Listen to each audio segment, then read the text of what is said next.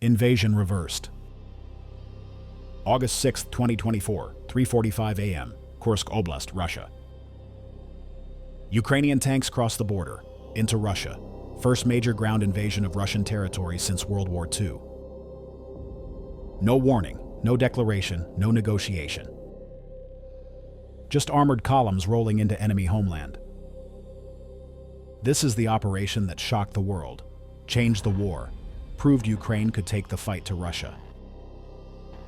Welcome to Storm Navy, where military news becomes coverage. For 30 months, Ukraine fought defensive war, holding territory, protecting cities, stopping Russian advances. August 6th, everything changed. Ukraine became the invader. Tonight, we're breaking down Operation Kursk, day by day, hour by hour. The lightning offensive that captured 2,300 square kilometers of Russian territory in 2 weeks. How Ukraine planned it, how they executed, how Russia responded, how it changed strategic balance. This is the most audacious military operation of the 21st century, and most people still don't understand what happened. Let's fix that. Chapter 1. The Planning. May 2024, Ukrainian General Staff secret planning begins. Question asked, what if we invade Russia? Not hypothetical, serious operational planning. Objectives. 1. Force Russia to divert forces from eastern Ukraine. 2. Create bargaining chip for negotiations. 3. Prove Ukraine can strike Russian territory. 4. Boost Ukrainian morale. 5. Embarrass Putin domestically. High command debates for weeks. Risks enormous. Could trigger Russian escalation. Might lose forces needed for defense. International community might withdraw support. Nuclear threat. But potential gains outweigh risks. Decision made. Proceed with planning. June 2024. Intelligence gathering intensifies.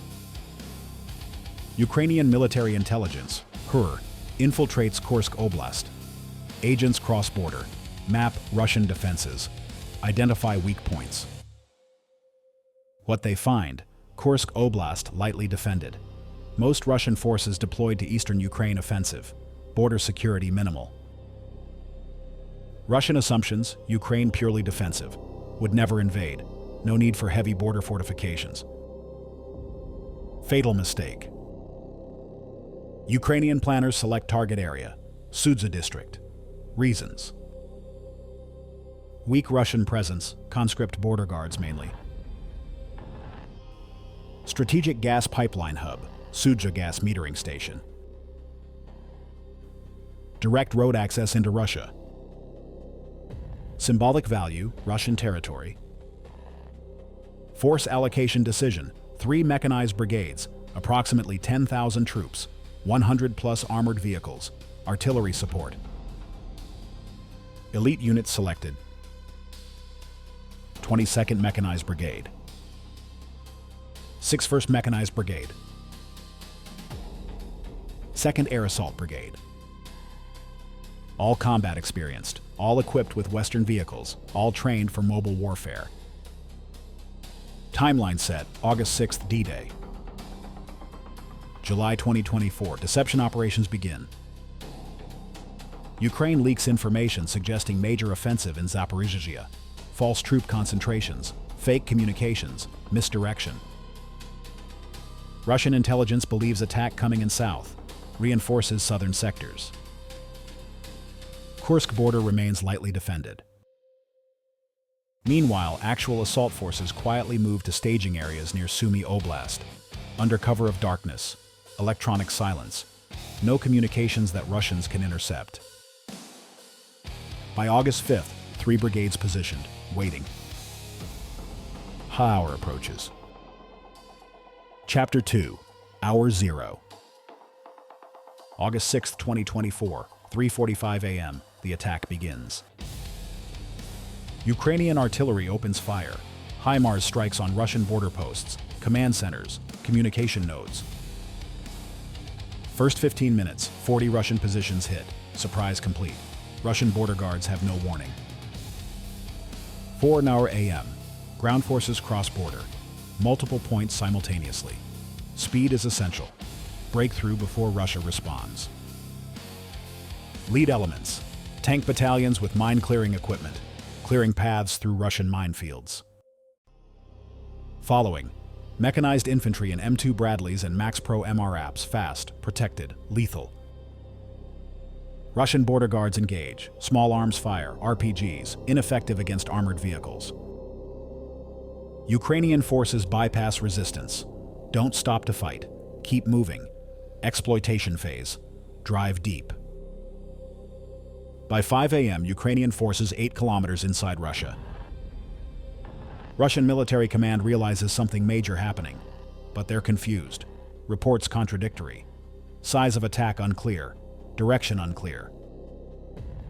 Russian reinforcements ordered, but closest substantial forces are 60 kilometers away. Will take hours to arrive. 5:30 a.m. Ukrainian forces reach Sudzha outskirts, town of 5,000 civilians, gas metering station nearby. Ukrainian commanders issue orders. Bypass town initially. Secure gas station first. Strategic priority. Tank platoon detaches. Heads to gas facility. Light resistance. Russian security guards flee. Facility captured intact. Ukraine now controls gas metering station that handles European gas transit. Leverage acquired. 6 a.m. Russian telegram channels explode. Civilians posting videos. Ukrainian tanks in Russia. Panic spreads. Russian Ministry of Defense issues statement. Border provocation by Ukrainian terrorists. Situation under control. Situation is not under control. By 7 a.m., Ukrainian forces have penetrated 15 kilometers, captured 12 small villages. Russian defense lines shattered. Moscow sends emergency orders. Stop Ukrainian advance. Any means necessary.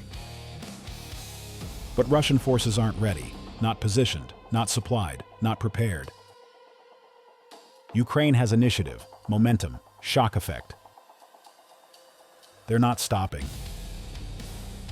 Chapter 3. The Breakthrough.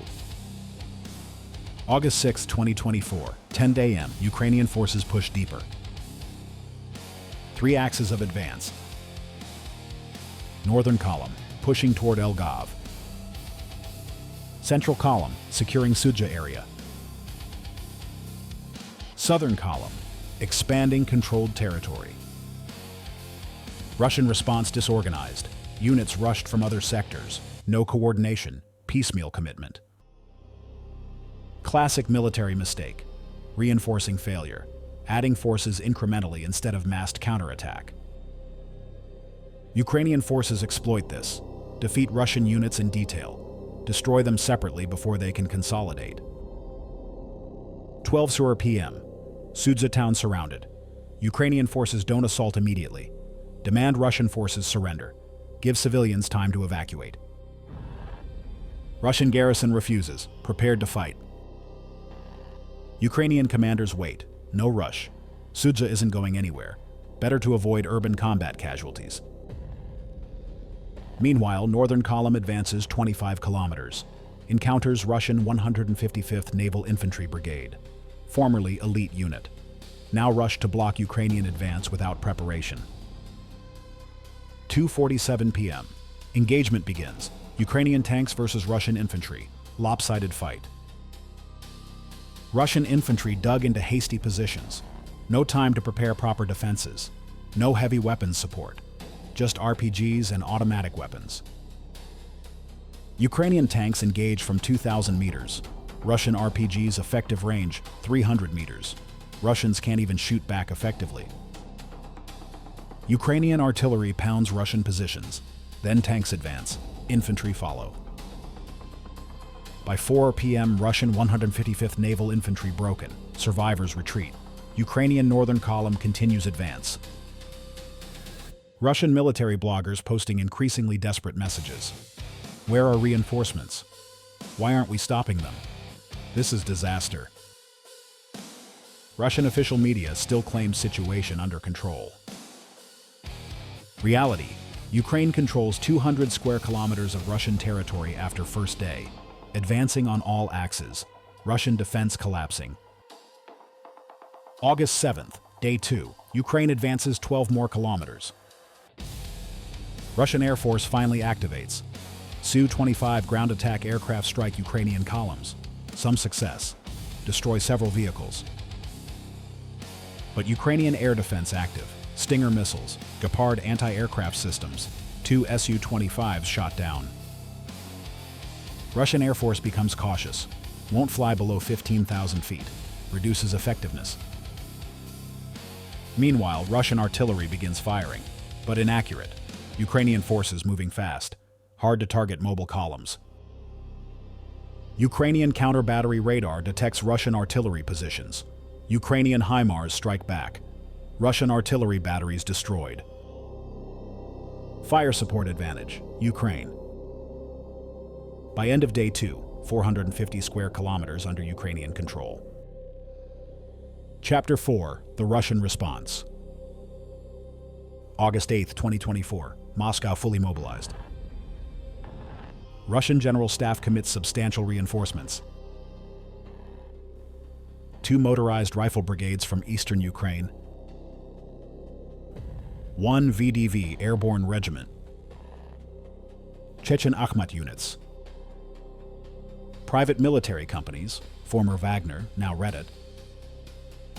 Total, approximately 15,000 troops, more than Ukrainian invasion force. But they're arriving piecemeal. Different times, different locations, no unified command initially. Ukrainian forces continue advancing. Now they're 30 kilometers inside Russia. August 9th, first major counterattack. Russian 810th Naval Infantry Brigade attacks Ukrainian positions near Koronivo. Heavy fighting. Both sides take casualties. Russian forces use artillery, armor, professional unit, well equipped. Battle lasts 8 hours. Intense combat. Ukrainian forces hold. Russian attack fails. Why? Ukrainian defensive positions prepared. ATGM teams positioned. Javelins, NLAWs. Russian tanks can't close distance. Russian infantry assaults without adequate support. Cut down by Ukrainian machine guns. By nightfall, Russian 810th retreats. Lost 300 plus soldiers. 12 tanks destroyed. 18 armored vehicles knocked out. Ukrainian casualties 47 killed, 130 wounded. Defensive victory. Russian military bloggers furious. How are we losing on our own territory? Where is Putin? This is humiliation. August 10th, Ukraine captures Sudzha town. After 4-day siege, Russian garrison surrenders. 200 plus Russian soldiers prisoner. Ukrainian forces raise flag over town administration building. Symbolism matters. Ukrainian flag over Russian town. Videos spread worldwide. Media sensation. Ukraine has captured Russian city. Russian propaganda machine struggles to explain this. Claim it's temporary. Will be recaptured soon. Weeks pass. Still Ukrainian held. Chapter 5. Stabilization. August 11th, 15th. Fighting continues but pace slows. Ukrainian advances reach 35 kilometers maximum depth. Then stop. Not because Russian defenses strengthen, because Ukrainians reach self-imposed limits. Ukraine doesn't want to overextend. No, Russia can bring overwhelming force eventually. Better to consolidate, fortify, hold territory. Ukrainian engineering units arrive. Begin building defensive positions, minefields, trenches, strong points. Preparing to defend what they've taken. Russian forces launch multiple counterattacks. All fail. Ukrainian defenses too strong. Russian forces too disorganized. By August 15th, frontline stabilizes. Territory under Ukrainian control. 1,300 square kilometers. 92 settlements. 180,000 Russian civilians evacuated. Ukraine achieves objectives. Captured Russian territory, bargaining chip acquired. Forced Russia to divert forces from Eastern Front. Boosted Ukrainian morale. Embarrassed Putin globally. Proved Ukraine can strike Russian homeland. Operation successful. Chapter 6. Russian civilians. Let's talk about civilian dimension. 180,000 Russian civilians evacuated from Ukrainian-occupied territory. Ukrainian forces issue instructions. Civilians can stay or leave. Choice is theirs. No forced deportations. Most choose to leave. Fear of war, uncertainty. Russian propaganda telling them Ukrainians are Nazis who will kill them. Ukrainian forces establish humanitarian corridors, allow civilians to evacuate safely, provide food and water for journey. Many Russian civilians shocked by Ukrainian treatment, expecting violence, receive courtesy instead. One evacuee, elderly woman from Sudzha, tells reporter, "They gave us food, helped carry my bags. I thought they would hurt us. They didn't." Contrast with Russian treatment of Ukrainian civilians in occupied territories, forced deportations, torture, murder. Ukrainian forces follow laws of war, even on enemy territory, strategic calculation and moral imperative. Treating Russian civilians well serves Ukrainian interests, shows Russia the difference, undermines Russian propaganda. Some Russian civilians choose to stay. Approximately 12,000 remain in Ukrainian-occupied areas. Ukrainian military administration established, provides basic services, power, water, medical care. These Russian civilians living under Ukrainian authority now. Irony is profound. Russian government offers no help. Abandon their own citizens. Ukrainian forces provide better treatment than Russian government. Political warfare through humanitarian action. Chapter 7. The prisoner exchange factor. One major strategic gain from Kursk operation: Russian prisoners. Ukraine captures 2,000 plus Russian soldiers during operation. Mixture of conscripts from border guard units, professional soldiers from reinforcing units, officers trying to organize defense.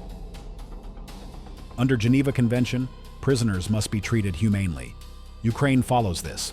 POWs processed, documented, provided medical care. Why does this matter? Prisoner exchanges. Throughout war, Russia and Ukraine exchange prisoners periodically, usually 50-100 at a time. Russia always demands more Ukrainians returned than Russians. Asymmetric exchanges. Russia can do this because they hold more Ukrainian prisoners. Ukraine defending its territory. More soldiers captured. But Kursk changes calculation. Ukraine now holds 2,000 plus Russian prisoners from single operation. September 2024, major prisoner exchange. 200 Ukrainians for 200 Russians. First time 1.1 ratio. Because Ukraine has leverage now. Russia needs their soldiers back. Conscripts. Families demanding answers. Political pressure on Putin. October 2024, another exchange. 300 for 300. Ukrainian soldiers held for years in Russian captivity, finally coming home because of Kursk operation. One Ukrainian POW, held 900 days, describes reunion with family. "I thought I'd die in that cell, never see my children again. Then they told me I'm going home, because of Kursk. That operation saved my life." Kursk operation criticized by some Western analysts as risky, diversion from main defense, resources wasted. Tell that to 500 plus Ukrainian POWs who came home because of prisoner exchanges Kursk enabled. Strategic value isn't always measured in kilometers captured. Chapter 8. The Sudzha Gas Hub. Let's examine the gas metering station, why it matters. Sudzha facility is last remaining gas transit point from Russia to Europe through Ukraine. Natural gas pipeline, critical infrastructure. Before war, Russia supplied 40% of Europe's gas through multiple pipelines: Nord Stream, now destroyed, Yamal through Belarus, and Ukrainian transit system. By 2024, only Ukrainian route remains operational, despite war, because both sides profit from it. Russia earns transit fees. Ukraine earns transit fees. Europe gets gas. Everybody benefits. So pipeline stays open even during war. Bizarre situation. Russia and Ukraine at war, but still cooperating on gas transit. August 6th, Ukraine captures Sudza facility. Now Ukraine controls the valve. Literally. Ukraine could shut down gas flow, cut off remaining Russian gas to Europe, but doesn't. Why? Several reasons. 1. Ukraine earns $1 billion annually in transit fees, needs money. 2. European allies still dependent on this gas. Cutting flow would anger allies. 3. Keeping pipeline operational shows Ukraine is a reliable partner. 4. Russia can't claim Ukraine is causing gas crisis. So gas keeps flowing through Ukrainian-occupied territory, through Ukrainian-controlled facility, with Russian gas inside pipes. Surreal situation, but pragmatic. However, Ukraine now has ultimate leverage, can shut down at any moment if Russia crosses certain lines, if negotiations reach critical point. Energy weapon in Ukrainian hands pointed at Russia. Russian government suddenly very careful about escalation. Can't afford to lose European gas revenue. Economy already struggling under sanctions. Sudza operation gave Ukraine strategic leverage beyond mere territory control. Chapter 9. Russian political fallout. Impact inside Russia profound, political earthquake.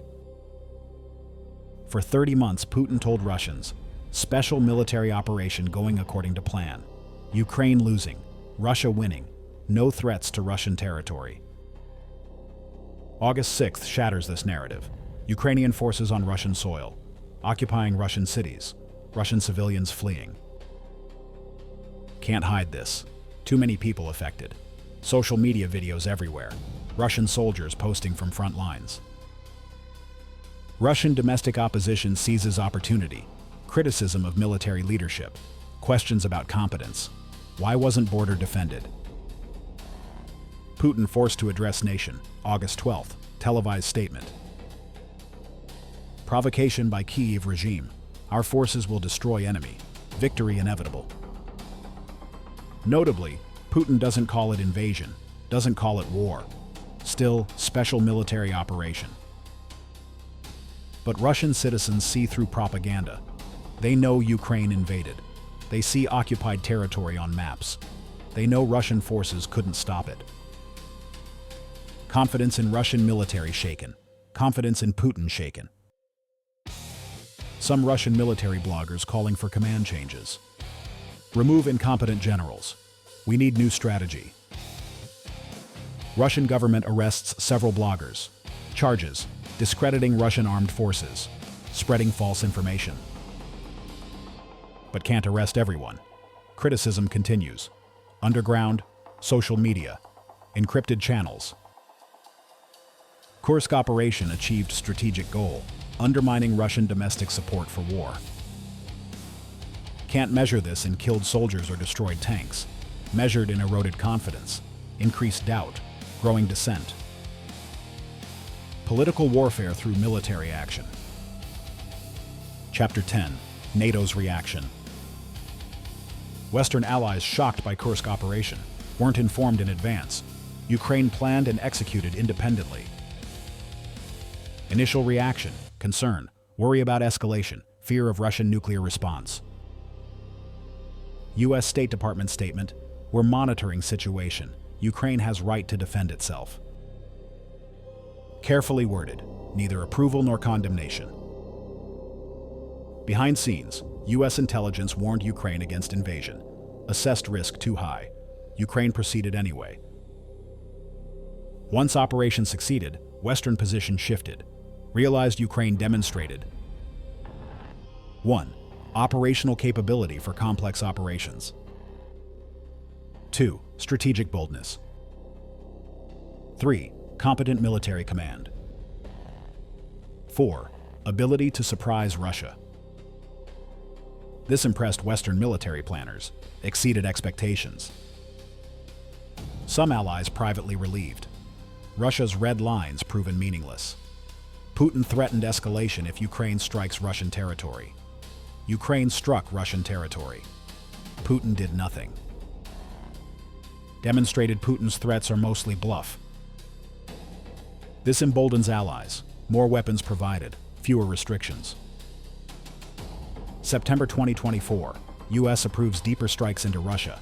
Long-range ATACMS missiles can hit targets 300 kilometers inside Russia.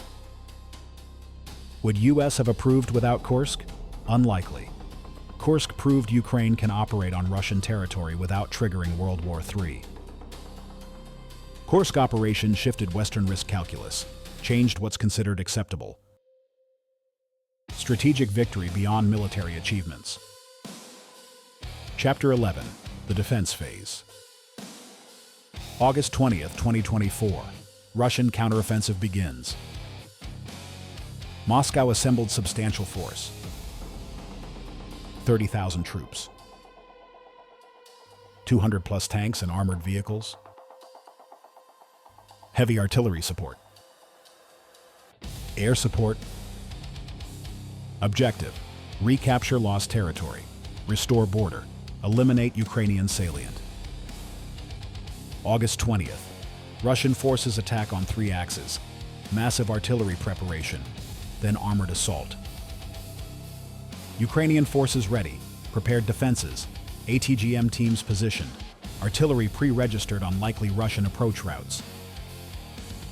Fighting intense. Russian forces push hard, take casualties, gain some ground, 3 to 4 kilometers in places. But can't break through. Ukrainian defenses hold. Why? Several factors. 1. Prepared positions. Ukrainian engineers had 2 weeks to fortify. Minefields, anti-tank ditches, strong points. 2. Terrain advantage. Defenders always have advantage. Ukrainian forces know terrain, pre-planned fields of fire. 3. Quality weapons. Western anti-tank systems, javelins, NLAWs, TOWs, effective against Russian armor. 4. Motivation. Ukrainian forces defending captured territory. High morale. Russian forces attacking to reclaim lost Russian land. Morale questionable. 5. Artillery parity. Ukraine has enough artillery ammunition for defensive operations. Russian advantage negated. August 25th. Russian offensive stalls. Gains minimal. Casualties high. 500 plus. Russian soldiers killed. 40 plus tanks destroyed. Ukrainian casualties. 120 killed. 340 wounded. Favorable exchange ratio.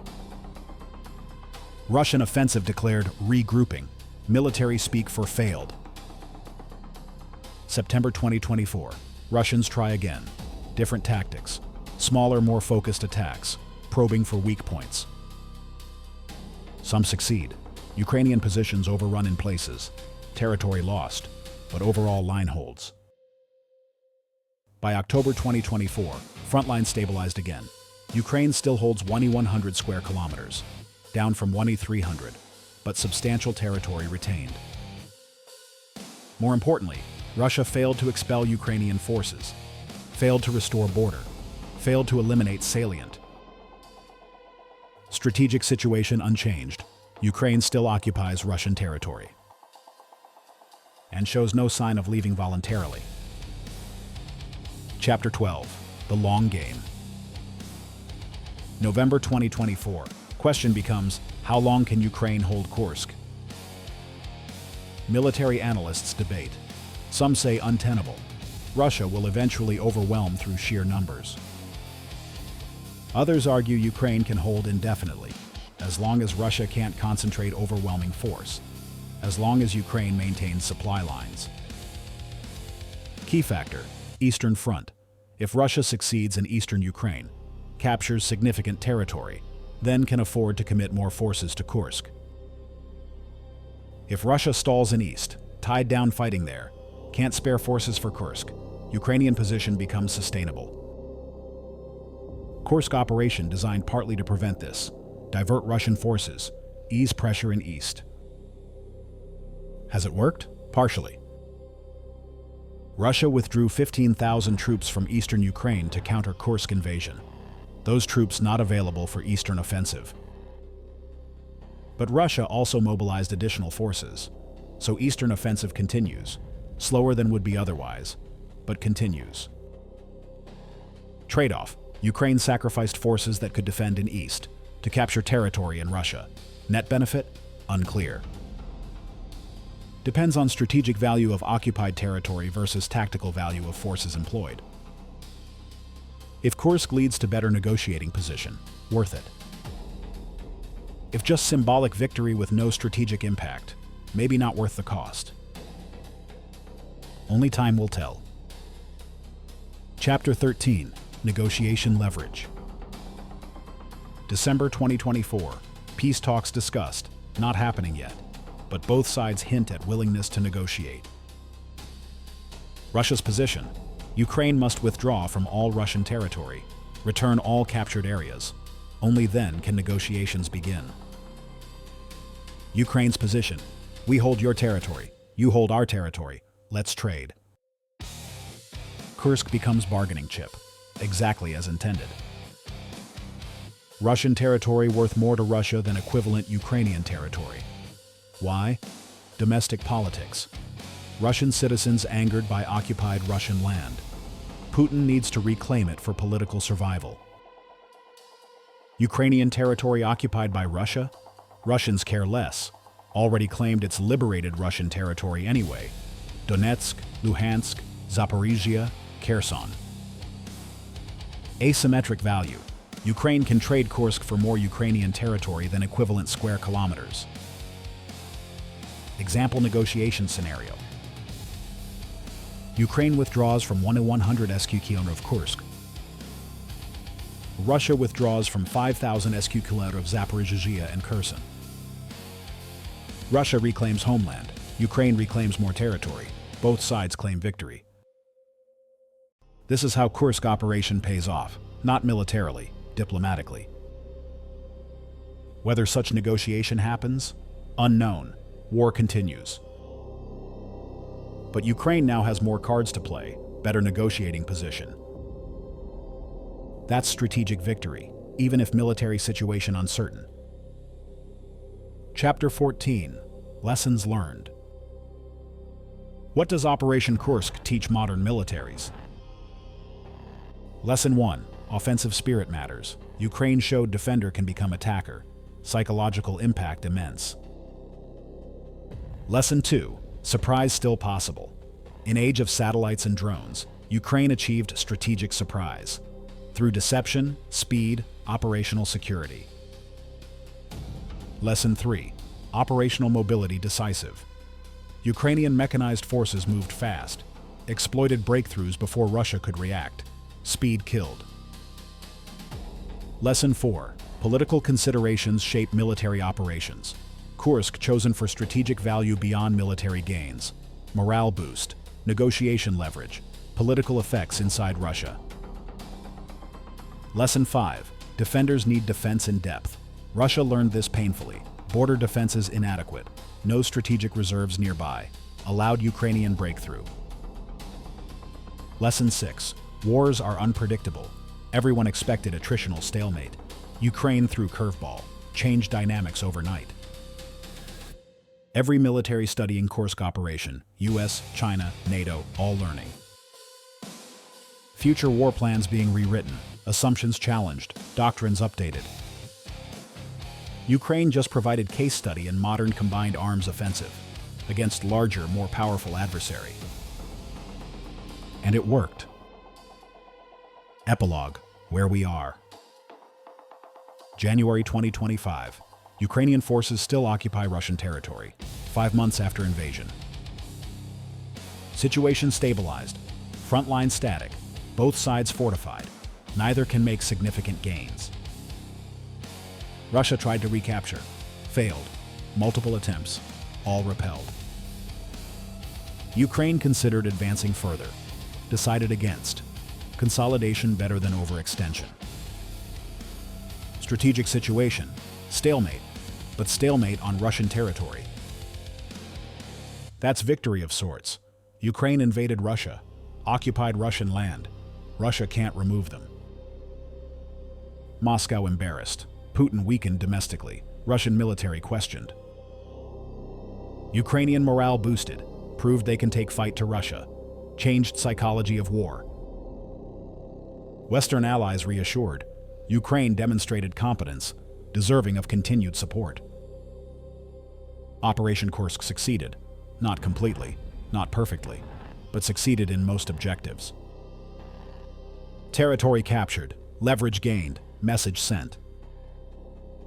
Russia can be invaded. Russia can be defeated. Russia's red lines are bluffs. That's the lesson for Ukraine, for allies, for world. Welcome to new phase of war, where defender becomes attacker, where invaded becomes invader. Where nothing is certain except that Ukraine won't quit. This is Storm Navy, where military news becomes coverage. Operation Kursk, the invasion that changed everything. The day Ukraine said, "We're taking this fight to you." And Russia couldn't stop them.